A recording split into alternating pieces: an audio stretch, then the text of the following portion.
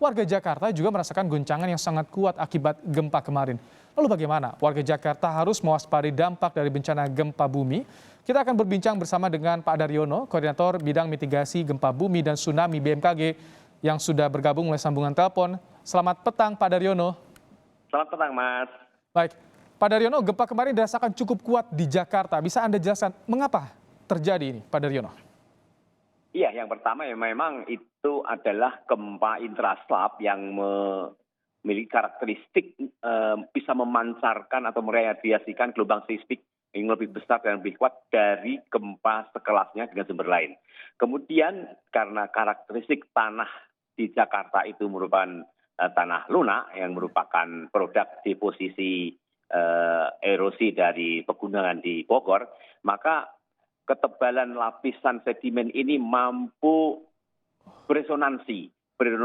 Kemudian juga ada faktor lain yaitu vibrasi periode panjang karena lapisan yang tebal itu bisa memiliki kemampuan mengamplifikasi guncangan sehingga guncangan Jakarta itu bisa diperbesar guncangannya dan tampak kita semua juga merasakan guncangan itu kuat di Jakarta, apalagi dirasakan oleh mereka yang berada di gedung yang tinggi itu semakin memiliki guncangan besar dan efek swing yang terjadi itu seolah guncangan itu terlalu besar. Itulah dampak dari local wave effect atau tanah lunak yang terjadi gempa. Pak Daryono, jadi satu daratan dengan wilayah Banten, kemudian juga kondisi geografis Jakarta, tanahnya tanah lunak ini Ya. artinya bisa memperparah dampak gempa sebetulnya yang bisa terjadi di Jakarta, Pak Daryono? Ya, benar sekali. Ini mirip dengan kejadian di Michoacan, Meksiko tahun 1985, di mana gempa berkekuatan 8,1 dan itu jaraknya hampir 400 km ya di Michoacan, sudah di naskah itu karena amplifikasi ground motion efek tanah lunak itu gedung-gedung bertingkat banyak sekali yang roboh saat itu tahun 1985. Ini adalah bahaya dari vibrasi periode panjang karena efek gempa dari jauh pada daerah yang zonanya itu terbangun atas tanah lunak. Oke. Ya. Pak Daryono, dengan kondisi seperti ini, kemudian Selat Sunda wilayahnya rawan gempa tahun kemarin juga terjadi. Ini apa yang harus diwaspadai oleh Jakarta, Pak Daryono? Iya, Jakarta tentu saja harus memastikan bahwa gedung-gedung yang dibangun itu memiliki standar aman gempa dan bisa mengantisipasi fenomena vibrasi periode panjang ini. Dan kita tahu bahwa pada tahun 1699 ya, 5 Januari 1699, itu Jakarta diguncang gempa yang saat itu terjadi kerusakan pada bangunan pemerintah kolonial dan 28 lebih orang meninggal dunia. Kemudian 22 Januari 1780 itu Batavia kembali juga diguncang gempa dan merusakkan observatorium yang merupakan kebanggaan pemerintah kolonial saat itu. Kemudian pada 10 Oktober 1834 Batavia juga kembali terjadi gempa merusak.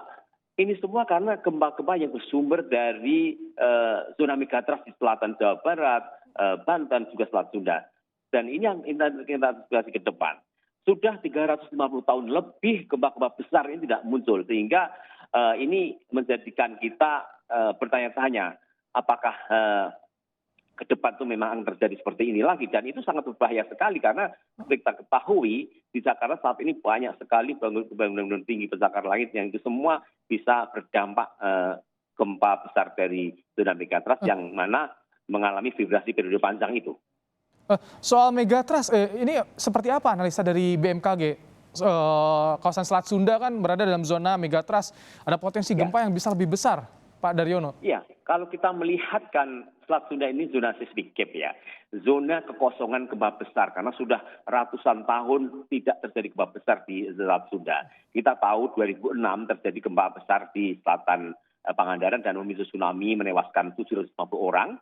Kemudian Bengkulu tahun 2007 juga terjadi gempa besar 8,5 dan juga terjadi tsunami. Nah, antara Pangandaran dan Bengkulu ini kita sebut sebagai zona kosong gempa besar dan suatu saat akan rilis di wilayah ini. Ini yang harus kita siapkan. Kita tidak boleh takut, tidak boleh cemas dan khawatir. Tapi kita dalam waktu ketidakpastian kapan terjadinya, kita harus bisa menyiapkan itu semua. Bagaimana membangun rumah tahan gempa, menyiapkan tata ruang berbasis risiko gempa dan tsunami, mengedukasi masyarakat pesisir, bagaimana cara selamat dari gempa dan tsunami, kemudian membangun jalur evakuasi dan lain-lain, tempat evakuasi dan pelatihan evakuasi mandiri, Mas.